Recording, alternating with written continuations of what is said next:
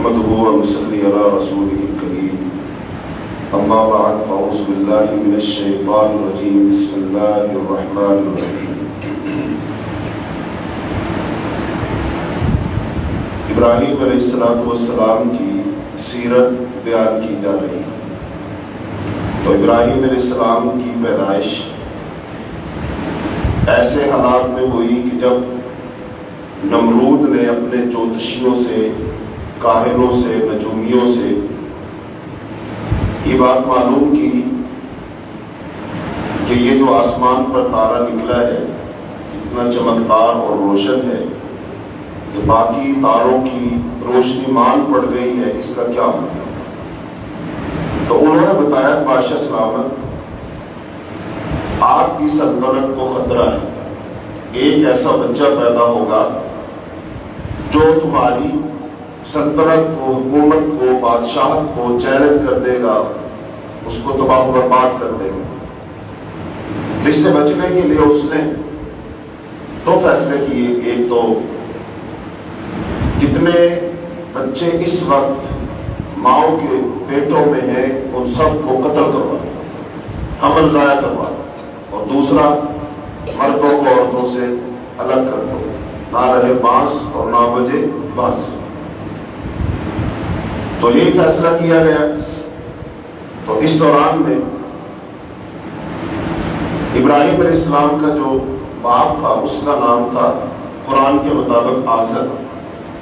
وہ بھی ان کے ساتھ تھا، الگ تھلگ تھا، لیکن کسی کام سے اس کو شہر بھیجا گیا تو وہ آیا، اپنی بیوی سے ملا اور اس سے ہم بستری کر بیٹھا، اور اس طرح ابراہیم علیہ السلام کی تخلیق کا آغاز ہو گیا۔ اور اس نے اپنی بیوی اور اپنی خادمہ کو کہا کہ تم ہماری جو زمین جائیداد ہے وہ ار کا علاقہ ہے، الف اور را ار، تو تم وہاں چلی جانا۔ وہاں چلی گئی اور وہاں 9 ماہ کا عرصہ گزارا ہے غار میں۔ تو ان کے ہاں ایک بیٹے نے جنم لیا، اور بیٹا انتہائی خوبصورت اور وجیح اور بہت ہی پیارا ہے۔ اب آہستہ آہستہ وقت گزرنے لگا، بیٹا جو ہے ادھر غار میں رہتا ہے، ماں ہے اس کی خادمہ ہے، خادمہ کا نام عبدو ہے۔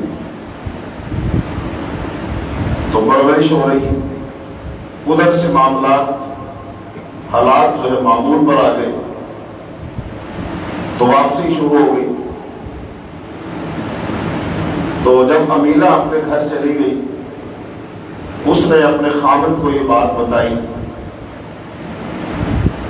تو خامد بہت حیران ہوا کہ ہمارے یہاں بچے کی ولادت ہوئی اور تم نے مجھے بتایا تک نہیں۔ تو تاریخ دانوں نے لکھا ہے کہ امیلہ نے آزر سے ہی کہا بیٹا بھی پیدا ہوا تھا لیکن وہ مر گیا۔ تو اس کو بڑا افسوس ہوا، انتہائی افسوس کا اس نے اظہار کیا۔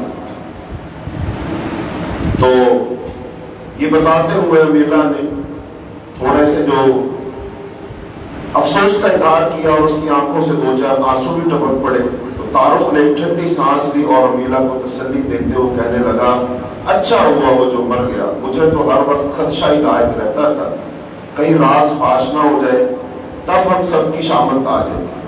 اس کے بعد اس کا چہرہ ایسا حشاش بشاش ہو گیا گویا کہ اس کے سارے غم دور ہو گئے۔ کہتا ڈرتا ہوا اپنے بت خانے میں گیا اور وہاں اپنے ہی ہاتھوں سے بنائے ہوئے اصنام کے سامنے، بتوں کے سامنے ذلیل ہونے لگا، کبھی گھٹنوں کے بل جھکتا، کبھی سجدہ کرنے لگتا۔ وقت گزرتا رہا، امیلہ چوری چھپے اٹھ جا کر بچے کی نگہبانی کرتی رہی۔ 1 سال اسی طرح بیت گیا۔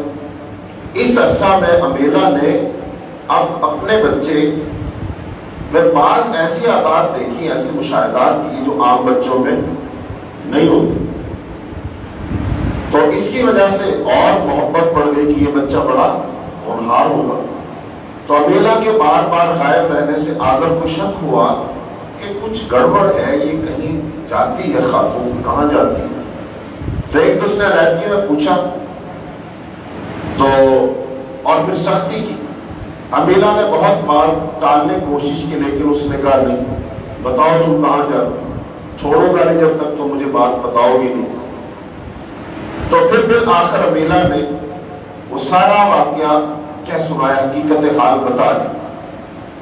تو طارق سوچ میں پڑ گیا اور کافی دن اسی پریشانی میں گزار دیے کہ انجام اب کیا ہوگا. بالآخر ایک دن دل تکڑا کیا, مضبوط کیا اور ہمت کر کے اپنے جو خاص دوست ہوتے ہیں نا, مصاحبین, لنگوٹیے, یار, ان سے بات طے ڈالی, بھائی ایسا ایسا ہو چکا ہے, میرا ایک بیٹے کی پیدائش ہوئی ہے, اب کیا کروں اسے.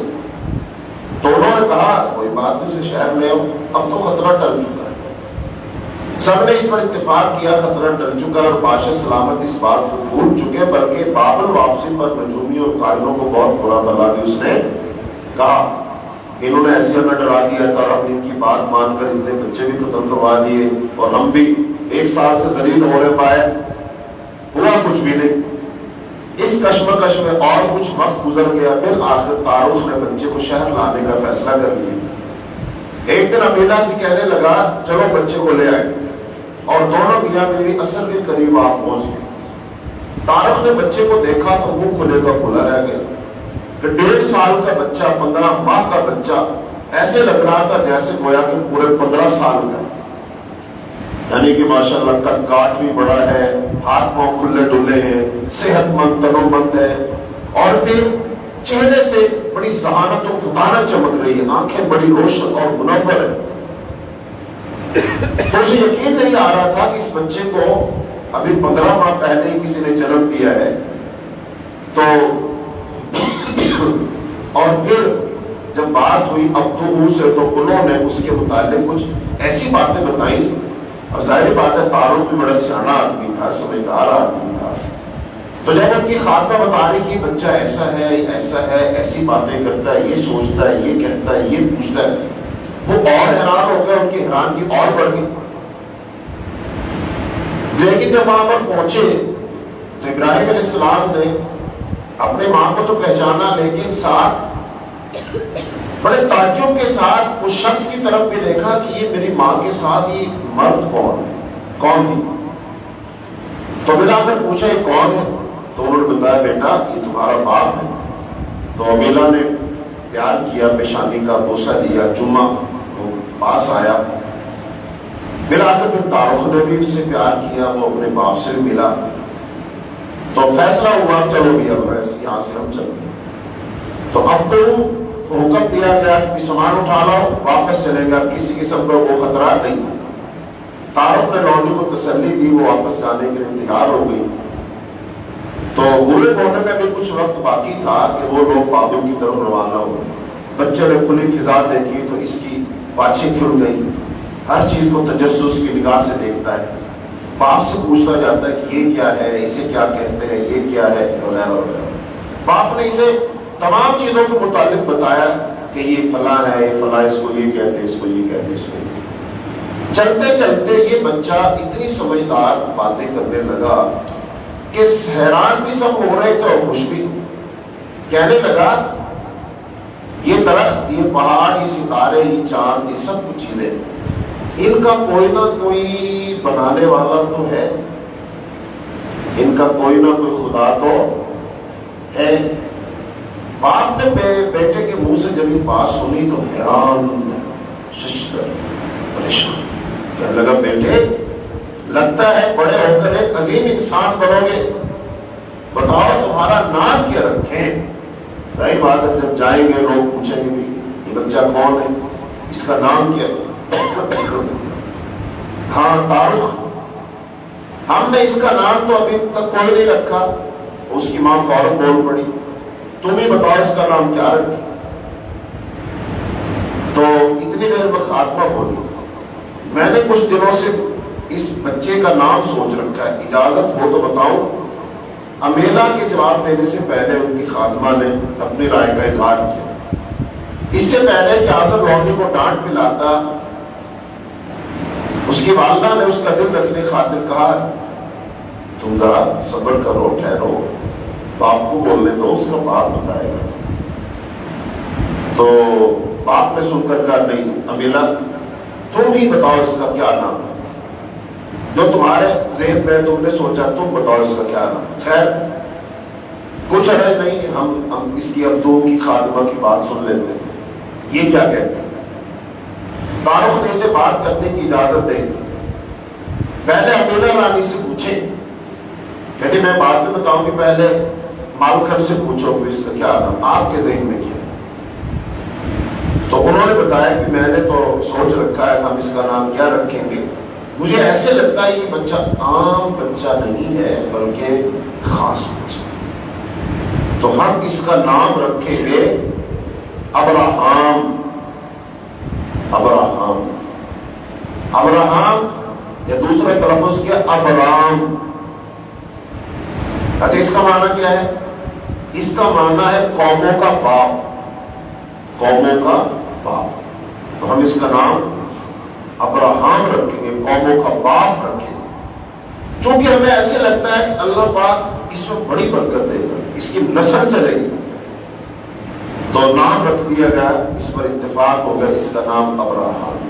تو عبرانی زبان میں ابراہام یا ابران ہے، اور اسی کا عربی میں تلفظ کیا ہے؟ ابراہیم۔ تو ابراہیم کا ابراہام کا نام مطلب کیا ہے؟ قوموں کا باپ۔ اور واقعی آپ علیہ السلام کی بھی جو نسل چلی ہے، واقعی آپ قوموں کے باپ بنے، نبیوں کے باپ بنے، جد الانبیاء بنے۔ عرب ساری کی ساری قوم انہیں میں سے بنی اسماعیل ہے، اور پھر بنی اسرائیل ہے، اور بنی اسرائیل بہت بڑی قوم تھی۔ دوبارہ فیصلہ ہو گیا نام کیا رکھتے اس کا؟ ابراہام۔ تو جب ماں نے یہ نام لیا، فوراً خاتمہ کے چہرے پر بھی خوشی کی لہر دوڑ گئی۔ انہوں نے پوچھا تو اتنی خوش کیوں ہے؟ اس نے کہا میں نے بھی یہی نام سوچا ہوا تھا، جو نام آپ نے بتایا ہے نا، میرے دل میں بھی یہی تھا کہ اس کا نام ہم ایسا ہی رکھیں، میرے ذہن میں بھی یہ بات ہے۔ بہرحال خاتمہ بھی خوش ہو گئی، تو انہوں نے فیصلہ کیا کہ اس کا نام کیا رکھا؟ اس کا نام اب ہم نے ابراہام رکھ دیا، ہمارے بیٹے کا نام ابراہام ہونا چاہیے۔ اب تو یہ بات سن کر اچھل پڑی، رانی جی آپ کو تو لگتا ہے آپ تو دلوں کے بھید جانتے ہیں، شماس کی قسم انہوں نے اس وقت اپنے دیوتا کی قسم کھائی۔ یہ نمرود کی سلطنت کا ایک بہت بڑا دیوتا تھا، یعنی سورج دیوتا۔ تو شماس کی قسم میں نے بھی یہی نام سوچ رکھا تھا، آزر راجہ یہ نام بہت اچھا ہے، بس یہی رہنے دے۔ جب بابر پہنچے تو لوگوں کو یہی نام بتائے، اس نام پر تو وہ گویا پیچھے جا رہی تھی، التجائے بھی کر رہی تھی۔ چنانچہ تعارف میں دونوں کی تجویز پر اتفاق کیا، اور لڑکے کا نام ابرام یعنی قوموں کا باپ رکھ دیا گیا۔ 2 ڈھائی رات گئے، چھوٹا سا قافلہ بابل شہر میں داخل ہوا، اپنے گھر پہنچ کر سب نے آرام کیا۔ صبح ایک نئے مہمان کو دیکھ کر سب لوگ خوش ہو گئے، اور ابراہیم علیہ السلام سے پہلے آزر کا ایک اور بیٹا تھا، اس کا نام کیا تھا؟ ہاران۔ ابراہیم علیہ السلام 3 بھائی تھے، ایک ہاران، خود ابرام، اور تیسرے کا نام تھا ناہور۔ ابرام نے جب اپنے گھر ایک بچے کو دیکھا تو ظاہر بات ہے بچوں کے لیے کوئی بچہ کھیلنے کے لیے مل جائے تو ظاہر بات وہ خوش ہوتا۔ مسجد میں دیکھتے کل بھی ماشاءاللہ یہ ہمارے بچے مسجد میں وہ فہد بھائی کے بچے کے ساتھ سلام تو ہوئی، ہم ادھر بات کر ہم کھیلنے بھی لگ گئی، ادھر بات تو بھی شروع کر دی۔ تو بچوں کو ہوتا ہے کہ ان کو کھیلنے والا مل جائے، بڑی خوشی ہوتی ہے۔ تو صبح انہوں نے جب دیکھا تو حرام کے بھائی کو دیکھ کر وہ خوشی سے بھولا نہیں سما رہا، چاؤ میں آ گیا، خوشی خوشی سب سے تعارف کرواتا پھرتا ہے، یہ میرا بھائی ہے۔ لوگ ابراہیم سے مل کر بہت حیران ہوتے کہ چھوٹی سی عمر میں کیسی سیانوں جیسی سمجھداروں والی جیسے باتیں کرتا ہے، دیکھو کتنا ذہین بچہ ہے، یہ تو بچپن میں ہی سن شعور کو پہنچ کے کہتے ہیں نہیں یہ بچہ نہیں ہے، یہ تو دادا ہے۔ بعض لوگ ایسے کہتے ہیں یہ بڑی بڑی باتیں کرتا ہے، یہ بچہ نہیں ہے، یہ بڑوں والی باتیں کرتا ہے، یہ تو دادا جی۔ بہرحال چند ہی دنوں میں حضرت ابراہیم السلام کی سہانت و فطانت کی باتیں زبان زد عام ہو گئی، ہر جگہ اس کا تذکرہ ہو رہا ہے۔ تو اب تو کی خدمات کو مد نظر رکھتے ہوئے تعارف انہیں سے آزاد کر دیا۔ جیسے یہ عرب عرب کا دستور تھا پہلے زمانے میں کہ جس سے لوگ خوش ہوتے تو پھر اس کو انعام کے طور پر کیا کرتے تھے کہ تم آزاد، اور یہ بہت بڑا انعام تھا، کسی غلام شخص کو کیا مل جائے؟ آزادی۔ آپ یوں سمجھ لیجئے ایک قیدی جیل میں ہے، اب آپ اس کو جیل سے رہا کر دیں تو یہ سب سے بڑی نعمت ہے اس کے لیے۔ آپ اس کو اچھا کھانا کھلائیں، اچھے کپڑے پہنیں، شاید اسے اتنی خوشی نہ ہو، لیکن جب آپ اس کو جیل سے رہا کریں گے بہت خوش ہو جائے گا۔ اس خاتمہ کو آزاد کر دیا۔ تو ابرام کے ساتھ اس کی جو محبت تھی نا، جو پیار تھا، وہ اڑے آ گیا۔ وہ آزادی ملنے کے باوجود وہ بہت غمزدہ ہوئی کہ میں اس پیارے سے بچے سے دور ہو جاؤں گی۔ بالآخر آزادی اس کو اچھی لگی اور وہ بھی روتی ہوئی آنکھوں کے ساتھ چلی۔ وقت گزرتا رہا اور ابرام اپنے ارد گرد کے ماحول کا بہت گہری نظر سے مطالعہ کرتا رہا۔ اس نے فطرت کے تمام مظاہر کا پوری بصیرت کے ساتھ مشاہدہ کیا۔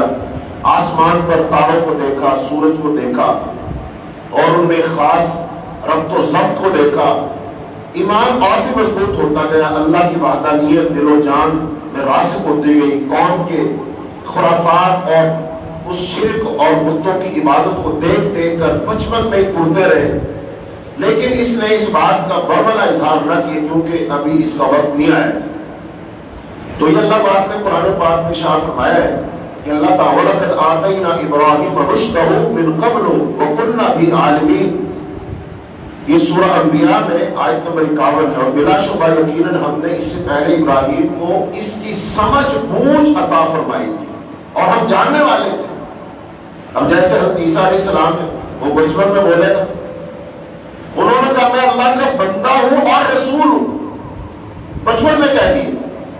اس کا مطلب بعض بچوں کو اللہ پاک اس وقت وہ چیزیں سکھاتا ہے، سمجھاتا ہے، بولنے کی طاقت اور قوت دیتا ہے جب عام بچے نہیں بولتے، نہیں سمجھتے۔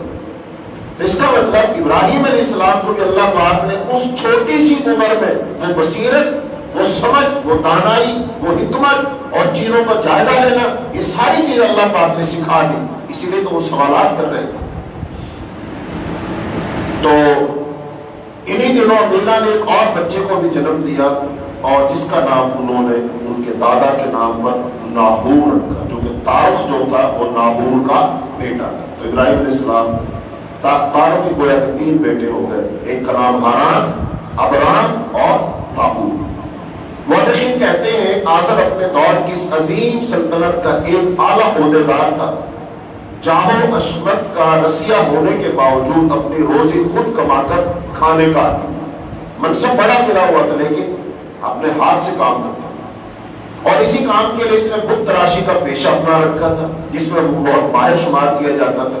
پیچھے تذکرہ آیا تھا، اس نے بہت بڑا بت بنایا تھا، اس سے نمرود بہت خوش ہوا تھا، حتیٰ کہ نمرود نے پھر اس سے کہا اب تو میرا بت بھی بناؤ، اور اس نے پھر نمرود کا بت بھی بنایا اور اس کو پھر نصب کیا گیا، اور اس نے پھر خوش ہو کر کے تارخ آزر کو بہت زمین جائیداد بھی عطا کی، یعنی مال و دولت بھی دیا اور جاگیر بھی عطا کی۔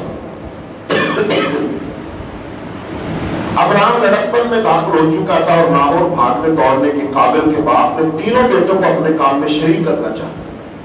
جیسے ہمارے یہاں ہوتا ہے عام طور پر باپ چیزیں بناتا ہے اور بیٹے کیا کرتے ہیں؟ بیچ کر آتے ہیں۔ تو وہ نے طرح طرح کی مورتیاں بنا کر دیتا کہ جاؤ بازار میں بیچ آؤ۔ ہاران اور ناہور تو انہیں بیچ کر کچھ نہ کچھ لے آتے، مگر ابراہیم انہیں جو کہ تو واپس لے آتے۔ 3 بھائیوں کو بھیجا، مثلا 5 مورتیاں دے کر بھیجا، جاؤ بیچو۔ ناہور بھی بیچ آیا، ہاران بھی بیچا، پیسے لا کر باپ کو دیے، ابا جی یہ۔ لیکن ابراہیم جو ہے وہ 5 کی 5 کیا لے آیا، واپس ایک بھی فروخت بھی نہیں۔ اب ظاہری بات ہے جو بچہ ایک بھی بیچ کر نہیں آیا تو باپ تھوڑا ناراض تو ہوگا کہ تم نے کہاں تھے، تم نے کیوں نہیں بیچی۔ اصل میں مسئلہ یہ تھا وہ جو 2 بھائی تھے وہ جب اپنے بتوں کو بازار لے کر جاتے تو کیا کرتے، ان کی صفات بیان کرتے، بت لے لو، یہ بڑے کرنی پھرنی والے ہوتے ہیں، ان کے سامنے اپنی التجائے رکھو، خواہشیں رکھو، عبادت کرو تو سب کچھ تمہیں مل جائے گا۔ لوگ خوش ہوتے، چلو جی لے جاتے ہیں۔ لیکن مورخین نے لکھا ہے کہ ابراہیم علیہ السلام مورتیوں کو گھر سے جب لے کر نکلتے وہ کیا کرتے تھے، وہ کے ساتھ کیا سلوک کرتے تھے. تو اس کا ترجمہ بعض لوگوں نے اپنے انداز سے کیا ہے. تو وہ جب آواز لگاتے ہیں کہتے ہیں نہ پوجو یہ بھگوان لوگوں لے لو مال بیکار. نہ پوجو یہ بھگوان لوگوں لے لو مال بیکار. میرے باپ نے تیشے مارے تب ہوئے تیار. دیکھتے تھے کہ پتھر غائب اور پتھر کو میرا باپ کبھی چھڑی سے کبھی ہتھوڑے سے کبھی تیسی سے کبھی بسولے سے اس کو جناب ٹھوکا ٹھوکی لگے ہوئے تو ہتھوڑے مار کے تیار کیا. تو وہ یہی کہتے ہیں کہ میرے باپ نے تیار کیا اس کو ہتھوڑے مار کے. یہ تو بالکل بیکار ہے, بننے خود بن بھی نہیں سکتے. اور ساتھ کہتے ہیں نہ پوجو یہ بھگوان لوگوں کون خریدے مال ایسا جو دکھ دے نہ سکھ. کون خریدے مال ایسا جو دکھ دے نہ سکھ. دولت اپنی ضائع کرے وہ جاہل ہنجار. نہ پوجو یہ بھگوان. تو جب لوگ ابھی جو بات ہے نا ابراہیم السلام ایسے بچپن میں ان مورتیوں کو کہتے تھے یہ الکامل تاریخ کی کتاب الکامل لابن اسیر اس کے اندر یہ بات درج ہے باقاعدہ طور پر. ابراہیم علیہ السلام یہ کہا کرتے تھے. اب ظاہر بات ہے دوسرے بھائی کہہ رہے ہیں بڑے کام کے ہیں بڑی کرنی بننے والے ہیں سنتے ہیں دیتے ہیں مشکل کشائے حاجت روائے بگڑیاں بنانے والے اپنے گھر پہ لے جاؤ گے تمہاری ساری مرادیں پوری ہو جائیں گی. ظاہر بات ہے لوگ لے لیں گے. اور ابراہیم السلام کیا کہتے ہیں یہ بالکل بیکار ہے ان کا کوئی فائدہ نہیں ہے. میرے باپ نے خود ان کو گھر میں ہتھوڑے مار کر بنایا ہے. جو ان کو لے کر جائے گا وہ تو کوئی جاہل بیوقوف بھی ہوگا. بتائیے ان سے کون لے. اب ہم دیکھتے ہیں نا یہ بازار میں یا یہ جو پل ہوتے ہیں یا ریلوے اسٹیشن کٹے وہاں پر کچھ لوگ نا یہ پتھر بیچ رہے ہوتے ہیں جو انگوٹھیوں میں نگ لگاتے ہیں اور ان کے پاس بیٹھ جاؤ وہ ہر پتھر کے بارے میں ایسی کہانی سناتا ہے اس کو پہننے سے یہ ہو جاتا ہے یہ ملتا ہے یہ ملتا ہے اس کی یہ تاثیر ہے وہ تاثیر ہے فلاں نے پہنا فلاں پورا اس کا شجرہ جیسا بتا دیتا ہے. کس لیے اس کو لوگ خرید لیں. حالانکہ یہ بات معلوم ہے یہ جو نگ بنتے ہیں یہ چائنا والے بناتے ہیں. اصل پتھر کچھ نہیں ہے. چائنا والے نگ بناتے ہیں اور وہ بازار میں ان کو بیچتے ہیں اور وہ لوگ ان کے بارے میں اتنی فضیلتیں بیان کرتے ہیں. بتاؤ اب اتنا سا پتھر کیا کرے گا. اور سب سے بڑی بات ایک بندہ انگوٹھی میں پتھر لگاتا چلو لگا ہی لے لیا اسے. جس بندے کے پاس ان پتھروں کا پورا بکسا بھرا ہوا ہے اس کا تو کچھ بنتا نہیں. وہ بیچارہ کہاں مل رہا ہے فٹ پاتھ پر مارا پھر رہا ہے. اگر سب زیادہ فیض پہنچنا ہو فائدہ ہونا ہو کس کو ہونا تو اس کی قسمت تو آج تک جاگی نہیں. اور وہ انگوٹھی میں جو ایک پہن لے گا اس کی قسمت جانتا ہے. یہ بھی پتھر پرستی کی ایک قسم ہے. لوگوں نے بنایا ہوتا ہے کہ یہ یاقوت ہے اور یہ مرجان ہے اور یہ فلاں ہے اور یہ فلاں ہے. اس کو یہ سب جھوٹ بکواس ہے کوئی تاثیر نہیں. حضرت عمر رضی اللہ تعالیٰ عنہ خانہ کعبہ کی دیوار میں لگا ہوا حجر اسود جو جنت سے آیا ہوا پتھر ہے جب اس کو چومنے لگے تو اللہ نے ان سے کہلوایا. انہوں نے کہا انی اعلم انک حجر میں جانتا ہوں تو پتھر ہے نہ نفع دے سکتا ہے نہ نقصان دے سکتا ہے.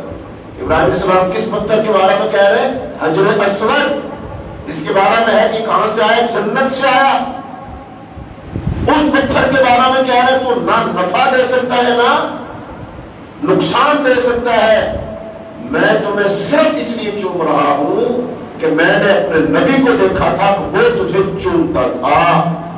مطلب اگر میں نے اپنے نبی کو نہ دیکھا ہوتا تو میں تجھے نہ چومتا اور میں تیرے اندر نفع نقصان نہیں مانگتا. بھلے تو کعبہ کی دیوار میں لگا ہوا ہے بھلے تو آسمان سے آیا ہوا ہے لیکن ہمارا عقیدہ یہ ہے کہ نفع نقصان تیرے اندر. حضرت عمر تو اس پتھر کے بارے میں کہہ رہے ہیں جس پتھر کی قسمت کے کیا کہنے کو کعبۃ اللہ کی دیوار میں لگا ہوا جس کو آج تک کروڑوں اربوں لوگوں نے چوما کہ تو کچھ نہیں دے سکتا.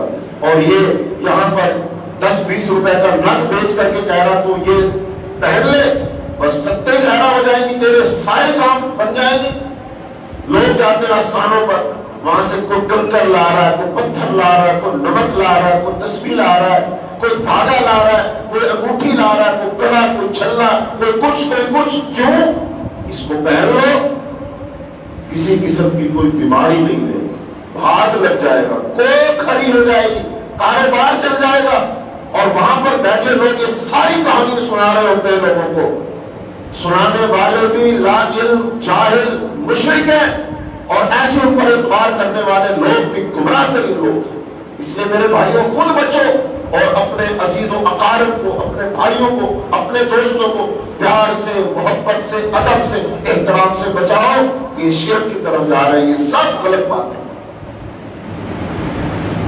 کچھ عرصہ پہلے مجھے اس بات کا شوق پیدا ہوا کہ جو بڑے بڑے دربار ہیں نا، وہاں میں بھی جاؤں اور میں اپنی آنکھوں سے دیکھ کر آؤں وہاں ہوتا کیا.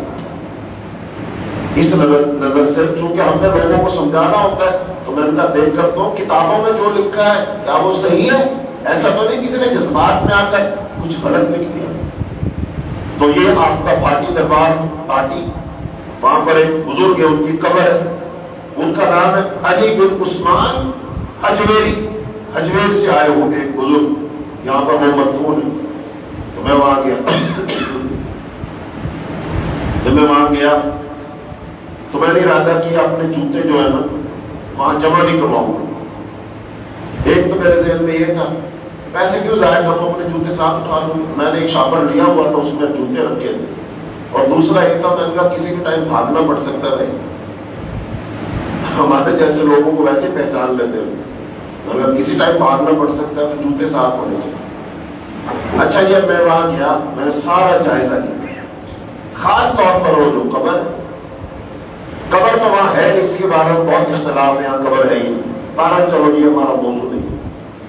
تو اس کے لیے چاروں طرف اور چھوٹی چھوٹی قبریں ہیں، اور ہر قبر کے پاس کوئی نہ کوئی بندہ بیٹھا ہے، اور وہاں بیٹھ کر نہ وہ پوری داستان سناتا کہ یہ جگہ ہے، یہاں پر فلانی سرکار، فلانے بزرگ فلاں سن میں آئے تھے، وہ یہاں بیٹھے تھے، انہوں نے اعتکاف کیا تھا، انہوں نے یہاں چلا کاٹا تھا، انہوں نے اتنا عرصہ یہاں گزارا ہے، یہ ان کی خاص جگہ ہے. لوگ اس جگہ کی عقیدت رکھتے ہیں، بڑا پیار کرتے ہیں، بڑے جھوٹے ہیں.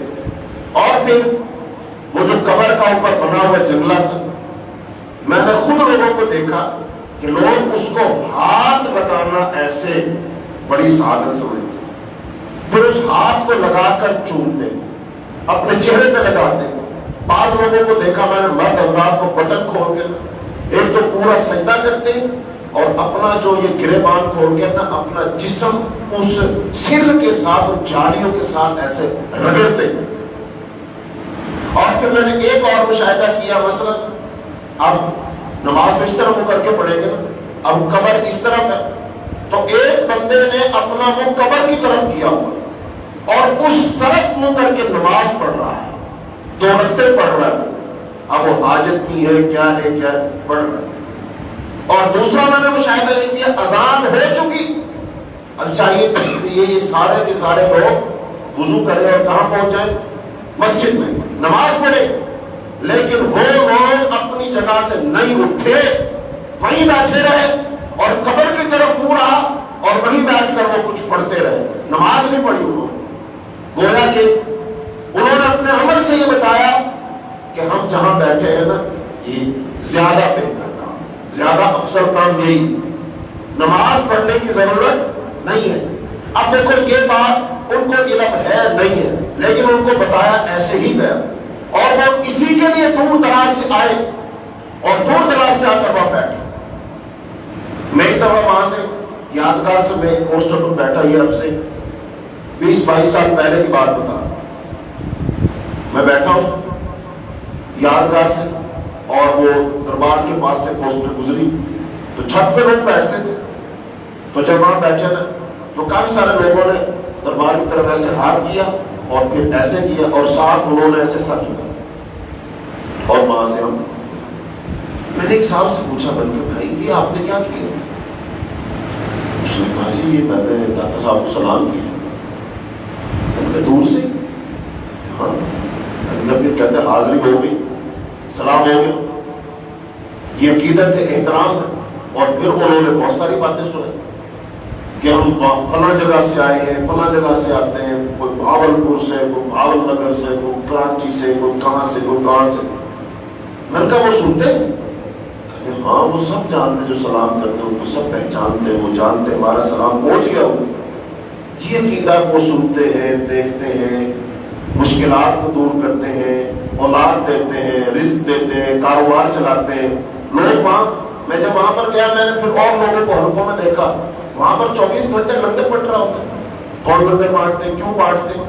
اس لیے بانٹتے ہیں کوئی اس لیے آیا اولاد نہیں ہو رہی، اولاد مل جائے، کوئی اس لیے آیا کہ ہمارا کاروبار نہیں چل رہا، کاروبار چل جائے، کوئی اس لیے آیا کہ میں بیمار ہوں، شفا نہیں مل رہی تو میں شفا یاب ہو جاؤں گا۔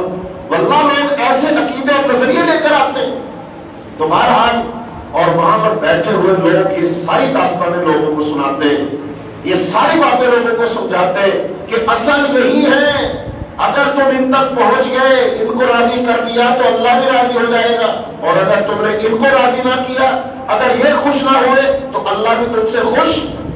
کہتے ہیں یہ ہمارے اور اللہ کے درمیان کیا ہے؟ یہ واسطہ ہے۔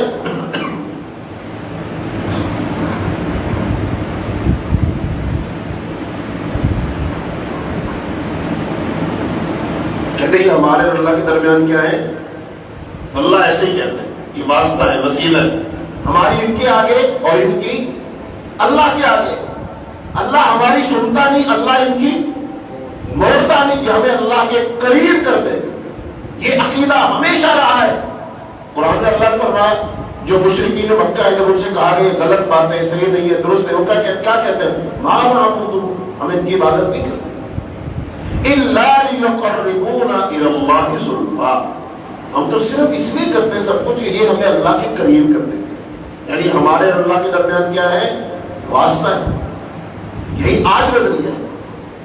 جو ہمارے مسلمان بھائی اس وقت شرک کی جہالت میں مبتلا ہے نا، ان سے پوچھ کے دیکھو، ٹھنڈے دل سے بات کر کے دیکھو، یہی کہتے ہیں۔ 2-3 مثالیں دیں گے، کہتے ہیں دیکھو بھائی جج سے بات کرنی ہو تو وکیل کرنا پڑتا ہے، چھت پہ چڑھنا ہو تو بھائی سیڑھی لگانی پڑتی ہے، بغیر سیڑھی کی چھت پر نہیں چڑھ سکتے، بغیر وکیل کے جج سے بات نہیں کر سکتے۔ ہم عام انسان پہ اللہ سے ڈر کیسے بات کر سکتے؟ ہم کیسے اللہ کے سامنے اپنی مرادیں رکھ سکتے ہیں؟ نہیں، ہمارے اللہ کے درمیان یہ واسطہ ہے۔ اور پھر اللہ نے خود فرمایا وسیلہ پڑھو، یا ایھا الذین آمنوا ابتغوا الیہ الوسیلہ، اے ایمان والو وسیلہ پکڑو، تو یہ وسیلہ ہے ہمارے اور اللہ کے درمیان۔ ہے کیسا شیطان نے غلط ٹریک پر چڑھا دیا۔ نہیں میرے بھائیوں، وسیلے کا یہ مطلب نہیں ہے، شیطان نے بہکایا ہوا، یہ غلط بات ہے، غلط نظریہ ہے۔ تو بہرحال ابراہیم علیہ السلام یہ کہتے تھے کہ بھئی یہ لے لو، بیکار چیزیں لے لو، اپنے گھر لے جاؤ، میرے باپ نے ان کو بنایا، تراشا کھڑا ہے، یہ تو بننے میں میرے باپ کے محتاج تھے، یہ خدا کیسے ہو سکتے ہیں جو خود بن نہیں سکتے؟ تمہارا کیا بنائیں؟ پتھر ہے، نہ سنتے نہ دیکھتے نہ بول، لے جاؤ بیکار مال لے لو، جو بیوقوف ہے وہ یہ مال لے جائے، پھر کون دے گا؟ کوئی بھی نہیں لے گا۔ تو لوگ جب یہ بات سنتے الٹا اس کو ڈانٹ ملاتے کہ وہ ان کے خدا کی تضحیق کرتا ہے، مذاق اڑا رہا ہے۔ تب ابراہیم ان سے کہتا اچھا اگر ان کی بے عزتی ہو رہی ہے تو یہ خود مجھ سے بات کیوں نہیں کرتے؟ بھائی تمہیں تو احساس ہو رہا ہے کہ ان کی بے عزتی ہو رہی ہے، یہ مجھ سے خود کہے نا کہ بھائی میری بے عزتی ہو رہی تو ہمارے بارے میں ایسے، یہ خود کیوں نہیں کہتے؟ وہ جواب دیتے ابراہیم یہ بول نہیں سکتے، نہ ہی حرکت کر سکتے، تم بات کو ٹھکانے پہ آ گئی۔ کہتے پھر تم دف ہے، پھر افسوس ہے تم پر کہ تمہاری زندگی پر تم ان کی پوجا کرتے ہو تو اتنے بے بس ہے کہ اپنا بدلہ نہیں لے سکتے۔ ابراہیم انہیں پھر نصیحت کرنا شروع کر دیتا اور لوگوں کے سامنے مورتیوں کو نہر میں غوطہ دے کر انہیں رسوا کرتا، ڈبکیاں لگواتے ان کی، رسیاں باندھی ہوئی ہیں اور ان کو کہاں لے جاتے ہیں؟ غوطہ لگاتے ہیں۔ دیکھو بھائی دیکھو کتنے مشکل کشا ہے، حاجت روا ہے، اور خود پانی میں ڈوبے نکل نہیں سکتے، اور لوگ کیا کہتے ہیں کشتی پار لگا دیں گے، بیڑا پار لگا دیں، کشتی ڈوبنے نہیں دیں گے۔ ارے خود ڈوبے ہوئے، ان کا تو نفع نقصان خود میرے ہاتھ میں، جب چاہو باہر نکال دو، جب چاہے اندر، تو اس کے ان سے بھی طاقتور میں ہوں، ان کے پاس کیا کچھ نہیں۔ ابراہیم السلام ایسا کرتے ہیں۔ اور یہ بھی القامل ابن اسیر جو تاریخ کتاب اس کے اندر کیسے لکھا ہوا. یہ ساری باتیں جب ہو رہی تھی ظاہر بات ہے لوگ پوچھتے ہیں کس کا بچہ ہے, یہ کون ہے. ذرا یہاں پر بازار میں نکل کر آپ بات کریں, یہ دائیں بائیں جو دربار ہیں ان پہ جو پاپے بیٹھے ہوئے ہیں کچھ نہیں کر سکتے, نہیں لیتے. اور تو اور لاہور میں جو بڑی سرکار ہے اللہ داتا گنج بخش, نعوذ باللہ نام شرک والا ہے, لینا نہیں چاہیے لیکن بتانے کے لیے لینا پڑتا. کہاں کیا لکھا ہوا پر, لکھا ہوا گنج بخش, فیض عالم, مظہر نور خدا, ناکسارا پیر کامل کاملارا رہنما. اس کا مطلب نہیں پتا لوگوں کو. اس کا مطلب کیا ہے؟ گنج بخش. گنج کہتا ہے خزانے کو, خزانے بخشتا ہے. فیض عالم, سارے جہان کو فیض پہنچا رہا ہے. مظہر نور خدا, مظہر نور, نور خدا, خدا کے نور کا مظہر, یعنی جس بندے کے ذریعے اللہ تعالیٰ کا نور ظاہر ہوا. یعنی دوسرے لفظوں میں علی بن عثمان حجویری جو شخص تھا وہ بظاہر انسان تھا, حقیقت میں وہ خدا تھا. یہ بندہ, اس کا مطلب بتائیے وہ پھر خدا تھے کیا؟ ان میں اللہ کا نور آ گیا تھا, اللہ کا نور ان میں ظاہر ہوا تھا. پھر کیا کہتے ہیں؟ ناقصارا پیر کامل, جو ناقص ہوتے ہیں ادھورے رہتے ہیں, جن کو سمجھ عقل نہیں ہے, ان کے لیے پیر کامل ہے. اور کاملارا رہنما, اور جو لوگ درجہ ولایت پر پہنچ چکے, کامل ہو چکے ہیں, ناقصارا پیر کاملارا رہنما, ان کاملوں کا رہنما ہے. اس لیے جو بڑے اللہ کے پہنچے ہوئے بندے تھے ان کے نزدیک وہ بھی داتا صاحب کی قبر پہ آ کر چلے کاٹتے تھے. انہیں بھی ولایت یہیں سے ملی ہے. تو بھائی کون ہے گنج بخش؟ وہ تو اللہ ہے. اللہ کے سوا خزانے کسی کے پاس نہیں ہے, کوئی خزانے نہیں بخشتا ہے. اور پھر اللہ تعالیٰ کسی انسان کے ذریعے ظاہر ہوگا, نعوذ باللہ, کیسی گھٹیا بات ہے. اتنی بڑی کائنات, یہ اللہ تعالیٰ کی کاریگری اور سنائی کی بہت بڑی دلیل ہے. انسان تو ایک وقت ہے نا, مثلا 700-800 سال پہلے تھے علی بن عثمان حجویری, اس سے پہلے تو نہیں تھے. اس سے پہلے بتائیے اللہ تو تھا, ہمیشہ سے ہمیشہ رہے گا. پھر ہم یہ کیسے کہہ سکتے ہیں کہ ان کے ذریعے اللہ نے اپنا اظہار کیا؟ یہ غلط بات ہے, یہ غلط بات ہے. اللہ کسی میں یہ عقیدہ شرک کی عقیدہ ہے. اللہ کسی میں اتر آتا ہے, اللہ کسی کی ذات میں اتر آتا ہے, تو یہ حلول کا عقیدہ ہے. حلول کا عقیدہ شرک ہے. تو بہرحال ابراہیم علیہ السلام کی یہ باتیں سن کر لوگ ان کو الٹا ڈانٹتے, اور یہ ساری باتیں بالآخر مشہور ہو گئی, اور اس کے باپ تک شکایتیں جا پہنچی. یہ تمہارا بیٹا کیا کرتا ہے, یہ گستاخ ہے بڑا, یہ تو بتوں کو بیچنے کے ساتھ ساتھ ان کی توہین کر رہا ہے, تذلیل کر رہا ہے. یہ ساری باتیں آزم تک پہنچی. وہ ابرام کو بچہ سمجھ کر پہلے تو درگزر کرتا رہا, پھر انہیں باتوں کا تذکرہ ایک دن جب نمرود کے دربار میں ہوا تو آزر سیخ پا ہو گیا, اور کھاتے ہی گھر آتے کے ساتھ ہی حضرت ابراہیم علیہ السلام کو بلایا اور اس کو ڈانٹنا شروع کر دیا. ابرام تمہاری حرکتوں کی وجہ سے میں ہر جگہ بدنام ہونے لگا ہوں, میری عزت کا خیال کرو. یہ باتیں تو چھوڑ دے, نئے باتیں نہیں کرو گے. تمہیں کس نے اجازت دی ہے کہ ہماری مورتیوں کا مذاق تو اڑاتا پھرے؟ پہلی بار تمہیں پیار سے سمجھا رہا ہوں, آئندہ سے شکایت آئے تو پھر سختی سے پیش آؤں گا. ابراہیم علیہ السلام کے لیے پہلا موقع تھا, باپ نے اتنے سخت الفاظ کہے تھے, ورنہ اس نے تو کبھی انہیں اف تک نہ کہا تھا, بلکہ وہ اپنی اولاد کو بڑے ناز سے پالتا رہا. اس واقعہ سے امیلہ جو تھی اس کی ماں ابراہیم علیہ السلام, اس کی طبیعت پر برا اثر پڑا, نڈھال ہو کر گری اور بستر سے لگ گئی. بیٹے کو پاس بلایا, اس کے ماتھے کو چوما, بوسہ دیا, شفقت سر پر ہاتھ رکھا اور سمجھانے لگی, بیٹا اس جاہل اور بیوقوف قوم کے منہ نہ لگو, انہیں ان کے حال پر چھوڑ دو, میں تمہاری منت کرتی ہوں. ابراہیم علیہ السلام نے بات سن کر کہا, مگر ماں جو کام سرے سے ہے ہی غلط, میں اسے صحیح کیسے مانوں؟ حدیث میں آتا ہے کل مولود یولد علی الفطرہ, ہر بچہ کس پر پیدا ہوتا ہے؟ فطرت پر پیدا ہے. اس کے اندر توحید ہوتی ہے, اللہ کی پہچان ہوتی ہے, معرفت ہوتی ہے, لیکن چونکہ چھوٹا بچہ ہوتا ہے نا کچا ذہن ہوتا ہے، اگر اس کے ماں باپ یہودی اس کو یہودی بنا دیں گے، مجوسی ہے تو مجوسی بنا دیں گے. لیکن ابراہیم علیہ السلام ایسا بچہ ہے کہ جو غلط بات کو قبول نہیں کر رہا، بلکہ جو اسے غلط بات قبول کروانا چاہتے ہیں ان سے سوال کر رہا ہے کہ ماں پھر غلط بات کو میں غلط نہ کہوں، ان کی بات کو میں کیسے مان لوں؟ تم ہی کہو میرے بابا بادشاہ اور ان کے کارندے جو کچھ کرتے پھر رہے ہیں کیا وہ ٹھیک ہے؟ بیٹے نے ماں کو جب مؤدبانہ انداز میں انتہائی نرم لہجے میں جواب دیا تو ماں بول پڑی، کہتی میں سمجھتی ہوں بیٹا یہ سب ٹھیک نہیں ہے، مگر میری جان میرے پیارے ننھے منھے مجھے خدشہ اس بات کا ہے کہ وہ تمہیں کہیں کوئی نقصان نہ پہنچا دے. دیکھو میں نے تمہیں کس حال میں جنم دیا اور پھر کن خطرات سے نکال کر یہاں لائی ہوں.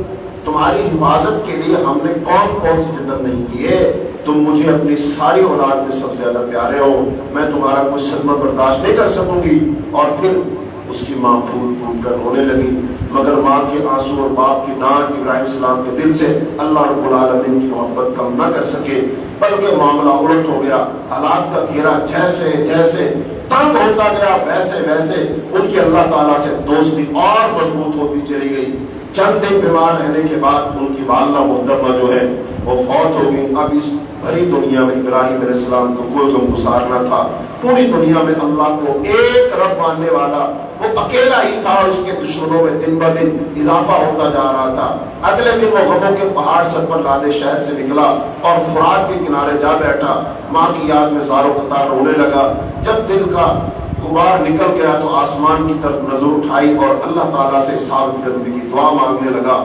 دنیا کی بے ثباتی اپنی کم آئے گی اور قوم کی گمراہی کا دکھ یاد کر کے دل سے ٹیسیں اٹھنے لگی. ایک بار پھر آنسو کی جھڑی لگ گئی. اپنے رب کے حضور سجدہ میں گر گیا اور اس بات کا عہد باندھا کیوں دنیا سے الگ تھلگ ہو کر میں اپنے آپ کو ذات کے لیے وقف کرتا ہوں. اس نے زمین و آسمان کو پیدا کیا اور مشرکوں سے میرا کوئی تعلق. یہ کب کہہ رہے ابراہیم السلام؟ بچپن کے زمانے میں کہ میرا مشرکوں سے کوئی تعلق نہیں ہے. ایک مضبوط ارادے کے ساتھ ابراہیم السلام گھر واپس آئے کہ جو کچھ ہونا تو ہوگا، لیکن اپنے باپ اور اپنی قوم کو گمراہی کے راستے سے آگاہ ضرور کروں گا. پھر انہیں ایک اللہ کی دعوت دوں گا تاکہ وہ جہنم کی آگ سے بچ جائیں. کچھ عرصہ اسی طاق میں رہا کہ باپ سے بات کرنے کا کوئی موقع مل جائے، مگر ایسی کوئی صورت نظر نہ آئی. وجہ یہ تھی تاروخ نے امیلہ کی موت کا اثر وہ اپنے دل پر لیا تھا. اس کی وفات کے بعد تو گویا اس نے گوشہ نشینی اختیار کر لی تھی. لوگوں سے بہت کم ملتا تھا اور وقت وہ اپنے صنم قدم میں گھسا رہتا اور اندر سے دروازہ بند کر کے اپنے خداؤں کی پوجا کرتا رہتا. تو یہاں تک ابراہیم السلام کا واقعہ پہنچا ہے. تو یہاں سے اب ظاہری بات ہے جب ماں فوت ہو گئی سب سے بڑی دفاع کرنے والی وہ تھی، اب کوئی دفاع کرنے والا. اور ابراہیم السلام نے عہد کر لیا کہ میں شرک کو قبول، میں لوگوں کے سامنے شرک واضح کروں گا کہ یہ بت ہے کچھ دے نہیں سکتے. لہٰذا اب یہ بات گھر سے نکل کر عام لوگوں میں جائے اور وہاں سے پھر نمرود تک جا پہنچی بات تو اب ابراہیم علیہ السلام کے گرد گھیرا تنگ ہوگا. تو ان حالات میں ابراہیم علیہ السلام کیا حکمت عملی اپنائیں گے، کیسے ان سے بچیں گے، کیسے مقابلہ کریں گے، تو اس کو انشاءاللہ کل بیان کریں گے. آج تھوڑا آپ کا وقت زیادہ اس لیے دیا کہ آج اتوار تھی تو ہم نے کہا کوئی بات نہیں، تو اب آپ گھر جائیں گے انشاءاللہ آرام کریں گے. اللہ تعالیٰ آپ کا بیٹھنا آپ کی بارگاہ میں قبول فرمائے. اللہ تعالیٰ ہمیں ابراہیم علیہ السلام کی سیرت کو سمجھنے کی توفیق عطا فرمائے. پھر اللہ تعالیٰ ہمیں توحید پر ثابت قدمی عطا فرمائے. اللہ تعالیٰ ہمیں لوگوں کو اچھے طریقے کے ساتھ شرک سمجھا کر ان کو اسے روکنے کی اور توحید انہیں سمجھا کر اس پر عمل کرنے کی دعوت دینے کی اللہ ہمیں توفیق عطا فرمائے. ہمارے کچھ بھائی بیمار ہیں ان کی شفا یابی کے لیے دعا کریں. محمود بھائی ان کی ابھی زخم ان کے ٹھیک نہیں ہوئے، مصطفیٰ بھائی بھی وہ ہاسپٹل میں داخل ہے ابھی تک. تو اللہ پاک ہمارے بیمار بھائی کو شفا عطا فرمائے. اللهم اشف مرضانا ومرضى المسلمين، اللهم اقض حاجاتنا وحاجات المسلمين، اللهم انا نسألك الجنة الفردوس، اللهم انا نعوذ بك من عذاب النار. وصلى الله تعالى على خير خلقه محمد وعلى آله وأصحابه أجمعين برحمتك يا أرحم الراحمين.